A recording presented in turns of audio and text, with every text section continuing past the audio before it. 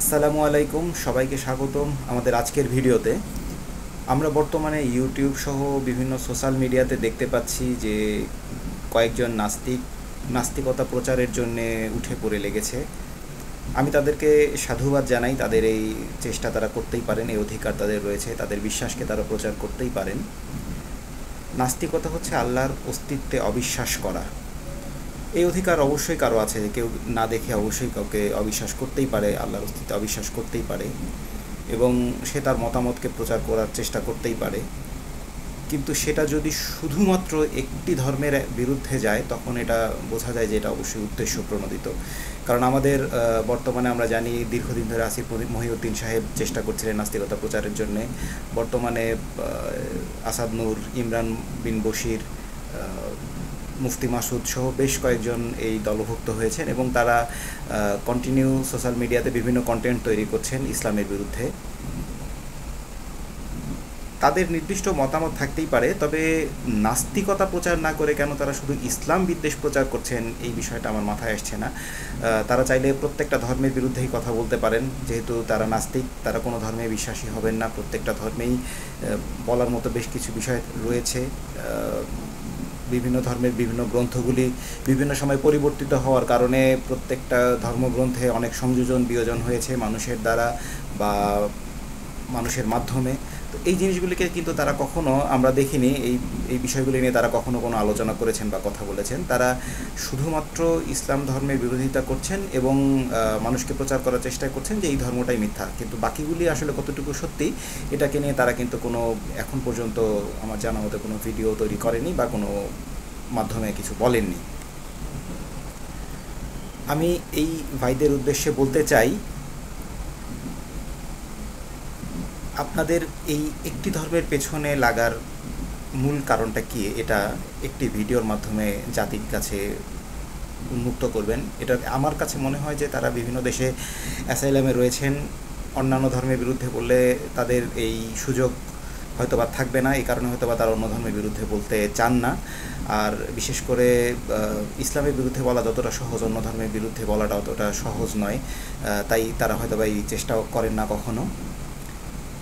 যাই হোক, তাদের কাছে সেটার আমরা জবাব চাই, তারা আশা করি তারা সেটা জানাবেন। আর এখন আমি বলতে চাই যে আসলে ইসলাম, আমরা জানি আব্রাহামিক যতগুলি ধর্ম রয়েছে, ইহুদিবাদ, খ্রিশ্চানিজম, ইসলাম, পরবর্তীতে দ্রুজ ধর্ম এসেছে, বাহাই ধর্ম এসেছে। তো আব্রাহামিক যতগুলি ধর্ম এসেছে তার মধ্যে কিন্তু সবচেয়ে মডার্ন এবং স্ট্যান্ডার্ড ধর্ম হিসেবে পৃথিবীতে কিন্তু ইসলাম টিকে আছে এখনও। আমরা জানি সবচেয়ে পুরনো ধর্ম হচ্ছে ইহুদি ধর্ম, ইব্রাহিমিক ধর্মগুলির মধ্যে। তো ইহুদিবাদ কিন্তু বিশ্বে ছড়িয়ে পড়েনি, পৃথিবীর মানুষ কিন্তু ইহুদিবাদকে সেভাবে গ্রহণ করেনি। কেন করেনি সেটা আমরা জানি, যে আমরা বর্তমানে বনি ইসরায়েল যারা রয়েছেন, ইসরায়েলের মানুষ যারা রয়েছেন, তাদের যে কর্মকাণ্ড, তাদের যে মানুষের সাথে বা অত্যন্ত বন্ধুসুলভ ব্যবহার আমরা দেখেছি, গণহত্যা যেভাবে তারা পৃথিবী জুড়ে চালিয়ে যাচ্ছেন। তো এই ব্যবহারের কারণে বা তাদের এই আচরণের কারণেই এই ইসরায়েলিদের এই ধর্মটা কিন্তু পৃথিবীতে টিকেনি বা বেশি দূর আগাতে পারেনি। ইসরায়েলিদের অনেক ইহুদি ধর্মের দীর্ঘ সময় পর কিন্তু পৃথিবীতে খ্রিস্ট ধর্ম এসেছে এবং খ্রিস্ট ধর্ম যেহেতু একইভাবে ইব্রাহিমিক মতবাদ নিয়ে এগিয়ে গিয়েছে, তাই এই খ্রিস্ট ধর্মের মতামতকেও কিন্তু মানুষ প্রথমে গ্রহণ করতে চায়নি ইসরায়েলিদের ব্যবহারের কারণে, কিন্তু পরবর্তীতে কিন্তু খ্রিস্ট ধর্মের উদারতা এবং তাদের সদ্ব্যবহারে মানুষ অভিভূত হয়ে পরবর্তী সময় কিন্তু দলে দলে খ্রিস্ট ধর্মকে গ্রহণ করতে শুরু করেছে, যেটা কিন্তু ইসরায়েলিদেরকে মানুষ প্রত্যাখ্যান করেছিল, সেভাবে কিন্তু খ্রিস্টানদেরকে মানুষ প্রত্যাখ্যান করেনি।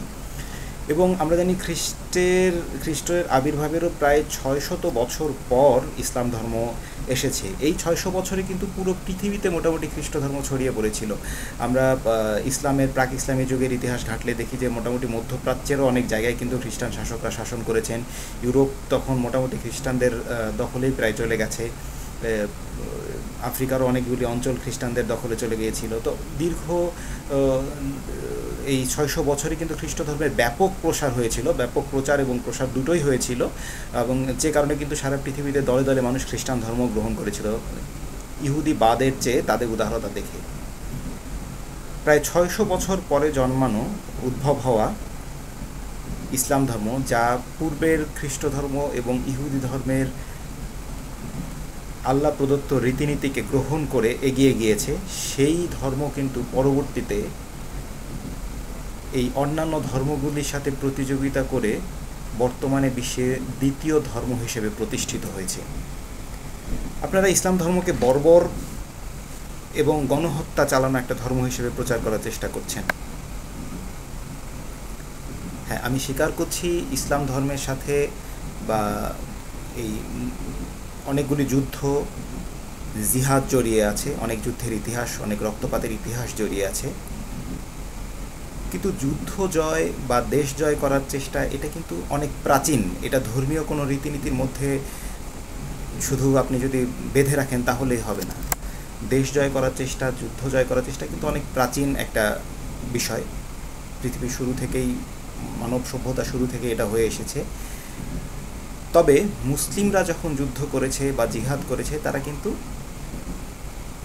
শুধুমাত্র যে দেশটাকে দখল করার জন্য করেছে তা নয়, তাদের উদ্দেশ্য ছিল ইসলাম ধর্মের প্রচার করা। কারণ মুসলিমরা বিশ্বাস করে পৌত্তলিকরা বা বিধর্মীরা তারা ভুল পথে রয়েছে, তারা এক আল্লাহর ইবাদত করছে না, তারা ভুল পথে রয়েছে, তারা ভুল কাজ করছে। যদি তারা এই দেশে ধর্ম প্রচার করতে চায়, তাহলে সবার আগে এই দেশের শাসন ব্যবস্থার পরিবর্তন আনতে হবে। এবং এই মতবাদ বা এই মতাদর্শ থেকেই তারা কিন্তু সেই দেশগুলি শাসন করার উদ্দেশ্যেই কিন্তু যুদ্ধ করেছিল, সেই দেশগুলি দখল করেছিল এবং সেই দেশে সেই ইসলাম প্রচার এবং প্রসার করেছিল। যদি ইসলাম ধর্ম এতটাই বর্বর হতো, তাহলে সেই শাসকদের শোষণে শোষিত হয়ে কিন্তু মানুষ ইসলামকে বর্জন করত। কিন্তু আপনারা যদি একটু লক্ষ্য করেন, দেখবেন যে মুসলিমরা যেসব দেশ শাসন করেছিল, তাদের অধিকাংশই কিন্তু পরবর্তীতে ইসলাম ধর্মকে গ্রহণ করেছিল। তাদের আচরণে